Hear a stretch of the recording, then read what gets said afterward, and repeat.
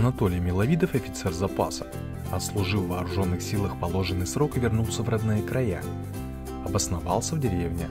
Никогда не думал, что будет заниматься лозоплетением, да и вообще каким-либо ремеслом, но, как говорится, помог его величество случай. В какой-то далекий 2000 год семья мне подарила вот эту вот книгу. Просто подарила, я увлекся, вспомнил, чем занимались раньше наши предки в деревнях. Это было ихним обыденным. Решил попробовать. И вот моя первая корзинка, это было в 2000 году, я ее берегу, до сих пор с ней за грибами хожу. Вот, это мое начало. А потом потихоньку начал плести другие изделия.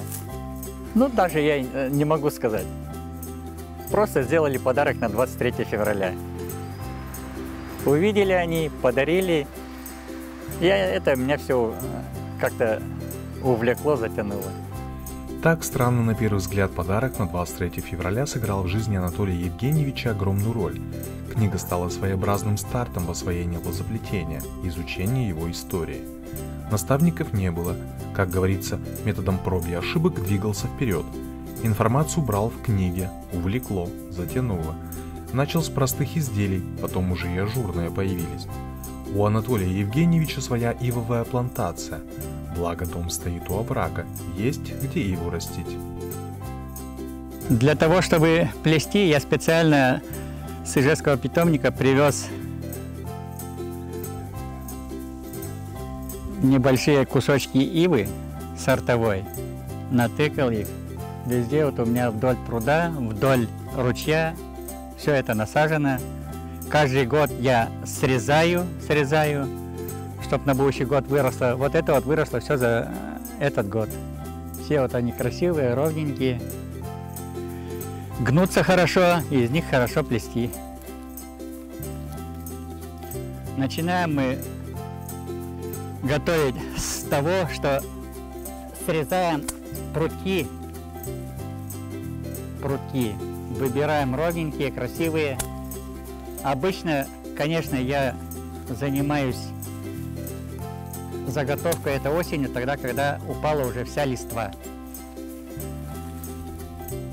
Тогда все прутки бывают прочные, а сейчас они хрупкие. Ну, попробуем что-то сделать из этого.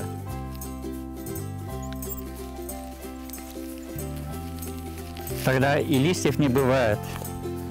А так приходится каждый пруток чистить. После сбора прутки нужно варить.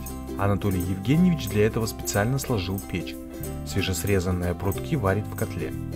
После того, как я нарезал лозу, я ее сортирую и занимаюсь варкой для того, чтобы снять кору. Варю специально, у меня для этого печь с котлом, в нее укладываю стопочками по размеру.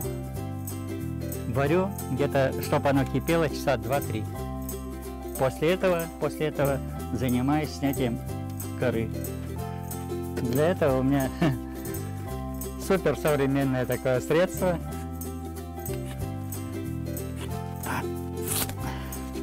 Вот и все, оно просто снимается. Нужно быстро, чтобы оно не успело остыть. Кора слезает хорошо. После этого я их сортирую опять по сортам, по толщине, по длине. И занимаюсь уже комплектованием для плетения изделий. Корзин, хлебниц, подносов. Очень много времени уходит на подготовку материала, а там уже умелыми руками делается быстро. В баке у меня замочен материал по операциям, что нужно делать для плетения. Первое, что мы делаем, здесь вот я уже приготовил основание корзинки овальной. И начинаем плетение.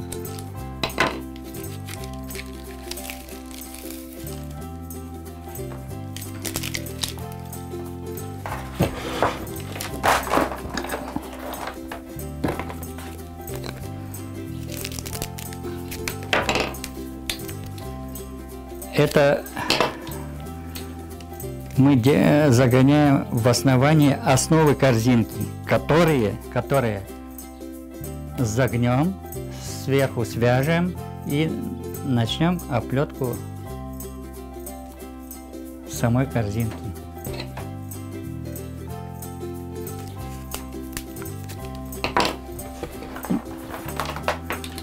Этот процесс, конечно, длительный.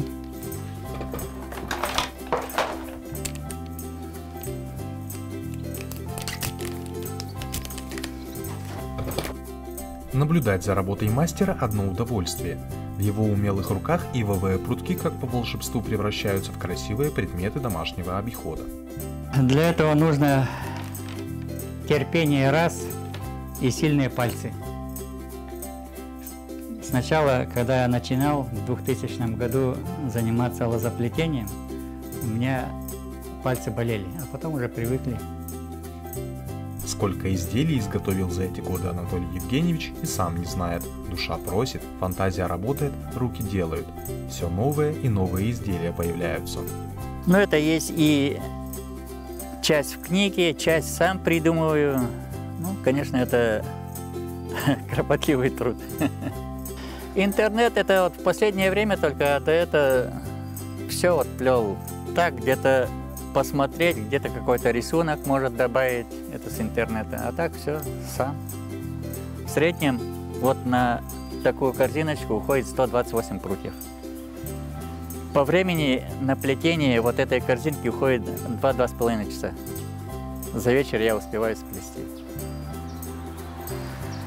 Как-то подсчитал, по-моему, в 2015 или 2016 году изготовил я 78 изделий. Ну, это все разошлось, конечно. Плетение из лозы – старинное ремесло, которое по сей день остается востребованным и популярным. Мастера создают не только корзины, но и, например, куриные гнезда и лежанки для домашних животных. Спрос на плетение изделия есть. Реализация хорошая, говорит Анатолий Евгеньевич. Делают заказы и из города, значит, где-то около 8 изделий в Питере, 2 корзинки в Москве, в Сочи, значит, в Челябинской области тоже мой товар имеется. У меня там живет дочь, вот она туда возила, там распространяла то же самое. В Сочи ездили отдыхать, а с собой были изделия. Вот и люди заинтересовались, купили. В старину считалось обязательным обучить ребенка крестьянскому труду, ремеслу и различным умениям. Обучение проходило под руководством матери, отца и других членов семьи по принципу «давай как я». Впоследствии многие посвящали свою жизнь какому-нибудь ремеслу, были и мастера на все руки, то есть те, кто владел несколькими ремеслами. Вот тесть у меня занимался, плел лапти, но меня не успел научить. Да, я ему готовил материал из липы, эти полосочки все заготавливал, он плел. А сам я занимался вот этим. Лозоплетение было широко бытовавшим промыслом среди удмуртского населения. Изящное изобретательство удмуртов ярко проявилось в их плетеных изделиях. Доступность и достаточное количество материала, простота его приготовления к работе и несложность самого плетения делали это занятие привлекательным для многих. В каждом хозяйстве было множество предметов различного назначения, сплетенных из ивовых прутьев. Особенно славились своими изделиями мастера из деревень Мала-Гурич-Путга, Качешгурт, Петроключ, Курчум, Ключевка. Этих деревень уже нет, но мастерство лозоплетельщиков живет в изделиях мастеров последующих поколений, ибо виды плетения, приемы работы с материалами почти не изменились за многие столетия. И занимаясь лозоплетением, мы словно бы встречаемся с нашими далекими предками. Это не только дань уважения их вкладу в нашу культуру, это и создание будущего, потому что поддержание традиций необходимо для сохранения нашего культурного наследия, воспитания чувства гордости и уважения.